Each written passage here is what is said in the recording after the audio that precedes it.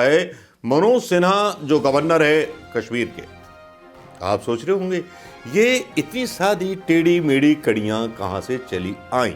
हालांकि आपने संजय शेरपुरी जस्ट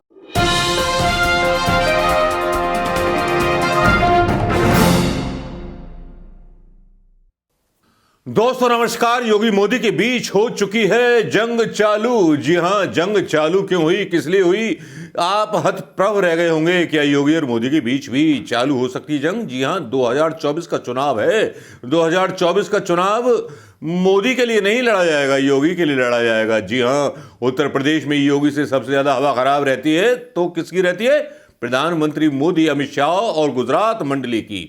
जी हां, इसी गुजरात मंडली का जो था कांड कर दिया गया था कश्मीर में। जी हां, कश्मीर की वो कहानी तो याद होगी। गुजरात के ठग ने खुद को बताया पीएमओ का अधिकारी, कश्मीर में मिली जेड प्लस सुरक्षा, ऐसे धराया। वो सारी चीजें आपको पता होंगी। ये मैं इसलिए बता रहा हूं क्योंकि जो प्रसंग मैं यहां कहने वाला हूं, प्रसंग आपके बीच बयान करने वाला हूं, वो वाकई बहुत इंपॉर्टेंट है। संजय शेरपुरिया से जुड़ा हुआ है, ब्रजभूषण शरण सिंह से जुड़ा हुआ है और किरण पटेल के साथ जुड़ा हुआ है, और साथ में जुड़ा हुआ है मनोज सिन्हा जो गवर्नर है कश्मीर के। आप सोच रहे होंगे ये इतनी सादी टेढ़ी मेढ़ी कड़ियां कहां से चली आई। हालांकि आपने संजय शेरपुरिया पर रवीश कुमार, अजीत अंजुम, बहुत सारे यूट्यूबर्स की कहानियां सुन ली होंगी। सब ने अपनी अपनी कहानियों में यह बताया होगा आपको। आप जान चुके होंगे कि संजय शेरपुरिया के संबंध प्रधानमंत्री मोदी के साथ और पता नहीं कितने कितने लोगों के साथ फोटो खिंचा रखी थी। खैर, फोटो में दोबारा नहीं डालना चाहूँगा यहाँ पर क्योंकि आप सब कुछ देख चुके होंगे। लेकिन इससे आगे की दास्तां अब आप हमसे सुनिए। अब करेक्शन सुनिए। किरण पटेल बुलेट प्रूफ गाड़ी में यात्रा, एसडीएम के साथ मीटिंग, सुरक्षा घेरा। क्या प्रधानमंत्री मोदी की मर्जी के बिना मिला? बस बेचारा इसलिए फंस गया क्योंकि मनोज सिन्हा को इनकी असलियत मालूम थी। एक इशारा हुआ और किरण पटेल को उठा लिया गया। जी हां, किरण पटेल को उठा लिया गया और मनोज सिन्हा उस दिशा में काम कर रहे हैं। वो चाहते हैं, शायद ऐसा लगता है कि योगी आने वाले टाइम में अगले प्रधानमंत्री हों और योगी और मोदी के बीच जो है कंपटीशन पैदा किया जा सके। क्या यह वजह है या और कोई वजह है? तो संजय शेरपुरिया के फोटो क्यों दिखाई देते हैं प्रधानमंत्री मोदी के साथ, जेपी नड्डा के साथ, सबके साथ, और ये सारे वायरल होते हैं। संजय शेरपुरिया पर कम से कम 2-3 वीडियो बना के डालते हैं। वो देश के महत्वपूर्ण पत्रकार जो यूट्यूबर बन चुके हैं अब, वो उसके बारे में पूरा खुलासा करते हैं। वो भी इस षड्यंत्र का जो है शिकार हो जाते हैं, सच्चाई से दूर हो जाते हैं। और सच्चाई क्या थी, सच्चाई क्या है, उसके बारे में कोई जांच पड़ताल नहीं करता। उनके सामने वो एफआईआर भी नहीं आती जो एफआईआर यूपी पुलिस ने की। वही यूपी पुलिस के द्वारा की गई एफआईआर संजय शेरपुरिया पर बहुत सारे राजों से पर्दा उठा देती है। मोदी और योगी की अदावत के बारे में चर्चा को खोल देती है, कनेक्शन पैदा कर देती है ब्रजभूषण शरण सिंह, किरण पटेल और संजय शेरपुरिया के बीच। ये वही संजय शेरपुरिया हैं जिनके बारे में बड़े बड़े गुणगान हुए, बहुत सारी चीज़ें बताई गई कि ये इतना पैसा लेके भागा, इतना पैसा इसने जो था घोटाला किया, एसबीआई में इतना घोटाला हुआ। दुनिया भर की बातें चलती रहती हैं। लेकिन सही बात तो यह है कि अगर एफआईआर में दर्ज पूरी कहानी अगर आप पढ़ जाइएगा तो समझ में नहीं आएगा कि संजय शेरपुरिया का अपराध क्या है। जी हाँ, आपको लग रहा होगा कि मैं क्यों बोल रहा हूं, क्योंकि ये यशवंत सिंह नामक एक पत्रकार ने मीडिया पर डाली है। उस खबर के हवाले से ये खबर मैं आपको दे रहा हूं। अपने पेट से बात नहीं बना रहा हूं क्योंकि इसमें कहानी और पेंच काफी बाकी है। क्योंकि रवीश कुमार ने भी एक अंदेशा जाहिर किया था। अंदेशा था गोरखपुर की एक कंपनी पर ईडी के द्वारा छापे मारे जाना। ये अदावत नहीं तो क्या है। भले ही राष्ट्रीय चैनलों ने किरण पटेल की खबर नहीं दिखाई, संजय शेरपुरिया की खबर नहीं दिखाई, सारे मौन धारण किए रहे क्योंकि सबको पता था कि झगड़ा आने वाली 2024 की प्रधानमंत्री कुर्सी का है। आते हैं उस खुलासे पर, जो खुलासा आपके बीच आज मैं करना चाहता हूं। बड़े बड़े पापी हैं ब्रजभूषण शरण सिंह जैसे, जो बीजेपी के पदों पर बहुत सुशोभित हैं, और ऐसे भी हैं जिन्होंने किसानों को उड़ाया, जिनसे कोई इस्तीफा नहीं लिया गया। ऐसे भी हैं किरण पटेल नाम के लोग जो गिरफ्तार हुए, उनके रहनुमाओं को गिरफ्तार नहीं किया गया। और ऐसे भी हैं कि जिन्होंने संजय शेरपुरिया का शिकार किया है। संजय शेरपुरिया का शिकार योगी की सरकार ने किया। जी हां, क्योंकि गाजीपुर से चुनाव लड़ने की इसकी तैयारी थी। इसके लिए ग्राउंड पर संजय ने काफी पैसा खर्च किया था। बीजेपी में गाजीपुर जिले के मामले के सारे फैसले इन दिनों मनोज सिन्हा लेते हैं, कश्मीर के इशारे पर होते हैं। लाट साहब की गाजीपुर के छोटे से छोटे मामले में बहुत रुचि रहती है और दखल रहता है। उन्हें नापसंद था कि उनके इलाके में कोई दूसरा सजातीय नेता पनप जाए, तो संजय शेरपुरिया को निपटाने की पूरी तैयारी कर ली गई, कहानी लिख ली गई। क्योंकि मोदी का पाला हुआ नेता था। एक मोदी के पाले हुए नेता को मनोज सिन्हा ने कश्मीर में निपटाया, और एक संजय शेरपुरिया जो मोदी का पाला हुआ चेला था, उसे उत्तर प्रदेश में निपटाने का काम कर दिया। एफआईआर में डालमिया के अकाउंट से पैसा आया दिखाया जा रहा है। भाई डालमिया ने तो एनजीओ से इसके एनजीओ को पैसे दिए, डालमिया इस बारे में कोई शिकायत ही नहीं कर रहा है, तो फिर अपराध कैसे हो गया? ये एफआईआर पढ़कर के समझ में आता है कि संजय शेरपुरिया के खिलाफ बताने के लिए पुलिस के पास फिलहाल कुछ नहीं है।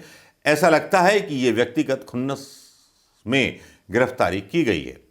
एफआईआर में दर्ज की गई कहानी को हम अगर देखें तो उसमें मैं पढ़ के बता देता हूं।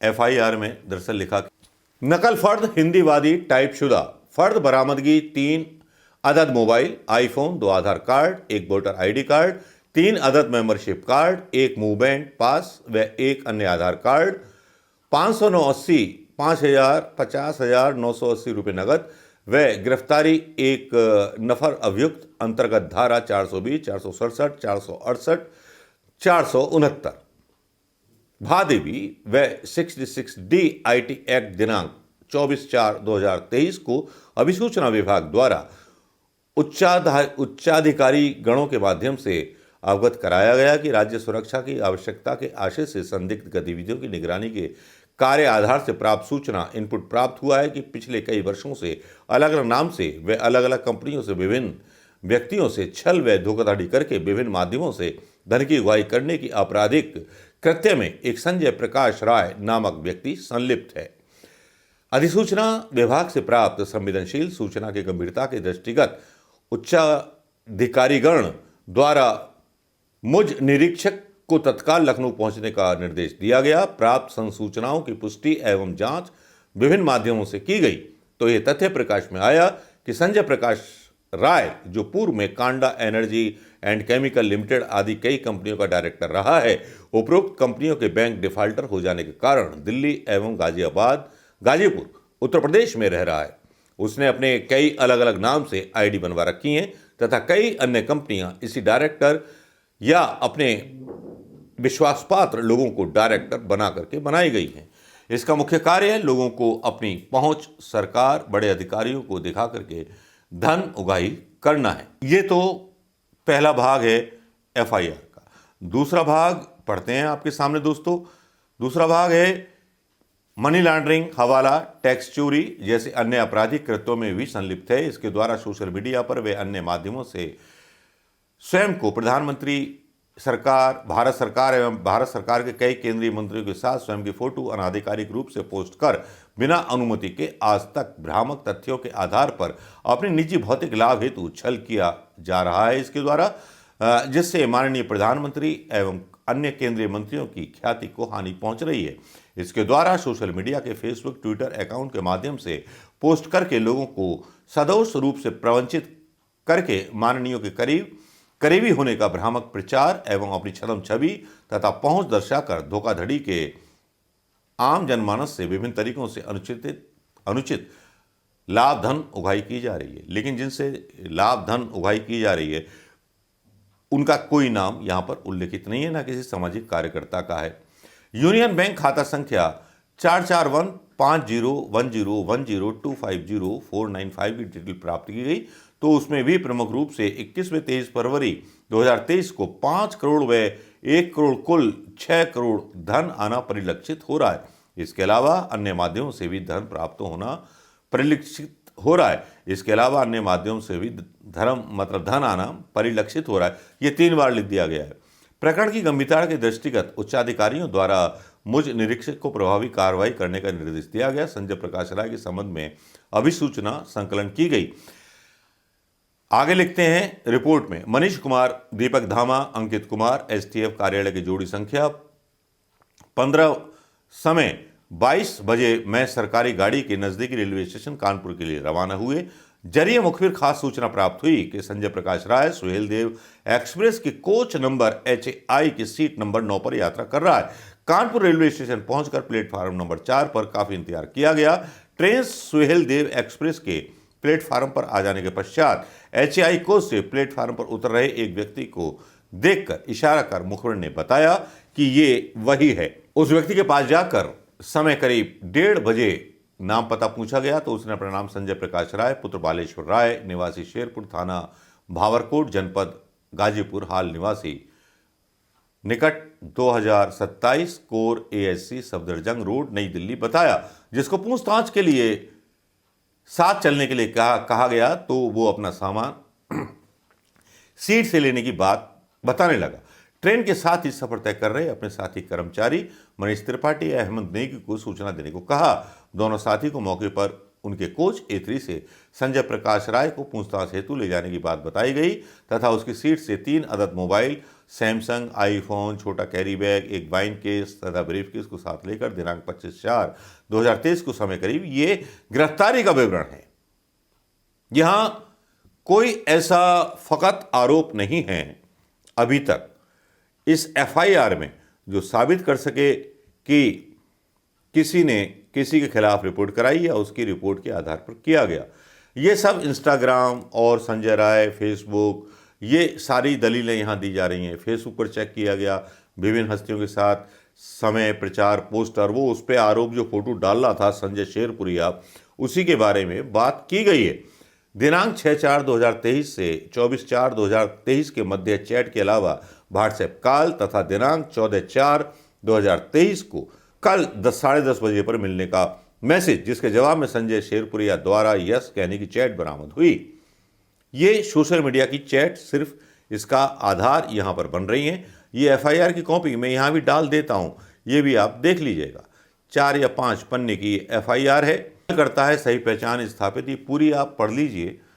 और इसमें यह भी बताया गया कि गौरव डालिमिया के विरुद्ध वित्तीय अनियमितता के लिए केंद्रीय एजेंसियां जांच कर रही थी। इस केस को खत्म कराने के एवज में उसने ये धन मुझे दिया था। संजय प्रकाश राय के द्वारा विभिन्न फर्जी नाम तथा बल्दियत विभिन्न पदों पर अपने पहचान, मतलब लगता है कि पूरी आप अगर पढ़ेंगे तो लगता है कि ये जो FIR है एकदम मनगढ़ंत FIR बनाई गई, शायद क्योंकि यहाँ एक बात और बोली जाती है इस लेखक के द्वारा, इस पत्रकार के द्वारा, गाजीपुर के भूमिहारों के ऊपर दोहरा संकट है। प्रदेश के मुख्यमंत्री उनको इसलिए नहीं मानते कि मनोज सिन्हा के खेमे के हैं और मनोज सिन्हा इसलिए नहीं मानते कि वह मेरी जगह नेता बन जाएंगे। जाति से भूमिहारों, राजनीति पूर्वांचल में करोगे तो इन सब चीज़ों को तो झेलना पड़ेगा ही, वरना बताइएगा ना खाता ना वही, STF कहे वही बात सही, ना कोई शिकायत करता ना अपराध, बस अकाउंट में पैसा आया, STF ने एक दारू की बोतल 2 गिलास समेत ट्रेन से उठा लिया, यह भी कुछ घंटों के अंदर हो गया।